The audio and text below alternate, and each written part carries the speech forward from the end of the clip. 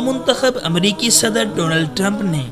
اپنی تقریب حلف برداری کے موقع پر جو انداز تکلم اختیار کر کے مسلمانوں اور اسلام کو دھمکی آمیز لہجے کا نشانہ بنایا ہے، یقیناً اس لہجے نے اس کی شخصیت کو پہلے سے زیادہ متنازع، مجروح اور ناقابل اعتبار بنا دیا ہے۔ اس سے یہ بھی ثابت ہو گیا ہے کہ دنیا کی سب سے بڑی جمہوری،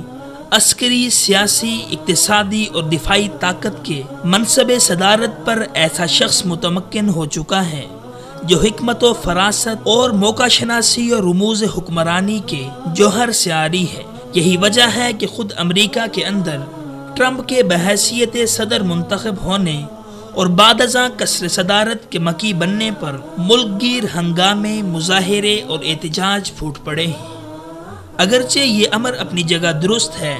کہ اختلاف رائے کا حق ہر ذی شعور کو حاصل ہے، لیکن یہ اختلاف اگر بے چینی، انتشار اور دباؤ کا شکار ہو جائے تو پھر وہی منظر تشکیل پاتا ہے جو اس وقت امریکہ کی مختلف ریاستوں میں نظر آ رہا ہے۔ محسوس تو یوں ہوتا ہے کہ امریکی عوام کا بڑا طبقہ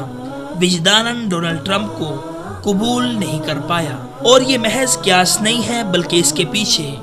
ٹرمپ کی غیر محتاط زبان اور مختلف مواقع پر منافرت پر مبنی خیالات بطور شواہد موجود ہیں۔ اس تناظر میں یہ کہنا ہرگز غلط نہ ہوگا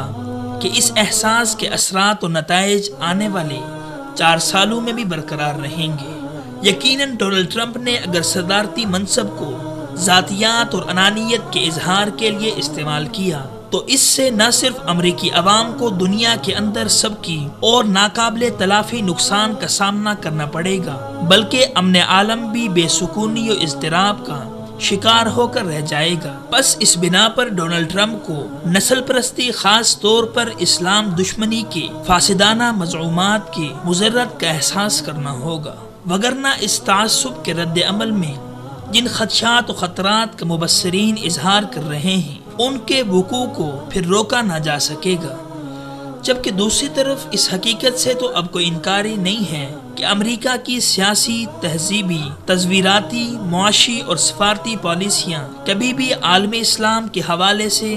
مثبت اور خوشکن نہیں رہی ہیں، بلکہ آج اگر اسلامی دنیا کا بیشتر حصہ آگ و خوں کی لپیٹ میں ہے اور مسلمانوں کی بہت بڑی تعداد قسم پرسی، بے چارگی، نقل مکانی اور خانہ جنگی کی تکالیف اور مشقتوں کا سامنا کر رہی ہے، تو اس کی ایک بڑی وجہ امریکہ اور اس کے حواریوں کی بالواسطہ یا بلا واسطہ مداخلت ہے۔ امریکہ خود کو انسانی حقوق اور آزادی اظہار رائے کا علمبردار قرار دیتا ہے، مگر یہ کیسی جمہوریت انسانیت نوازی اور انسانی حقوق کی پاسداری ہے کہ مسلمانوں کو صفحہ ہستی سے مٹانے کو کمال سمجھا جا رہا ہے، بلکہ دہشت گردی اور بنیاد پرستی کا فتنہ کھڑا کر کے مسلمانوں کی نسل کشی کے اشتعال انگیز دعوے علل اعلان کیے جا رہے ہیں۔ جبکہ اس حقیقت سے تو اب انکار نہیں کیا جا سکتا کہ امریکہ اور دیگر عالمی طاقتیں بذات خود دہشت گردی، انتہا پسندی اور بنیاد پرستی کے فروغ کے ذمہ دار ہیں، کیونکہ انہی کا منافقانہ کردار دنیا کے اندر فساد کو جنم دے رہا ہے۔ پس ان حالات کے تناظر میں اسلامی قیادت کو بھی سبق حاصل کر لینا چاہیے اور مسلم امہ کی وحدت و تنظیم پر توجہ مرکوز کرنا چاہیے، کیونکہ اس حقیقت سے مفر نہیں ہے کہ اغیار کی ستمرانیوں اور ریشہ دوانیوں کو مسلم قیادت کی غیر سنجیدگی اور عاقبت نا اندیشی نے طول دے رکھا ہے۔ لہٰذا اب وقت آ گیا ہے مسلم قائدین اپنے طرز عمل پر نظر ثانی کریں۔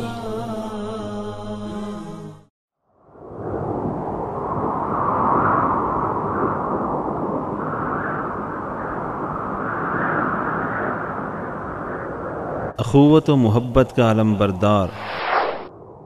وصال اردو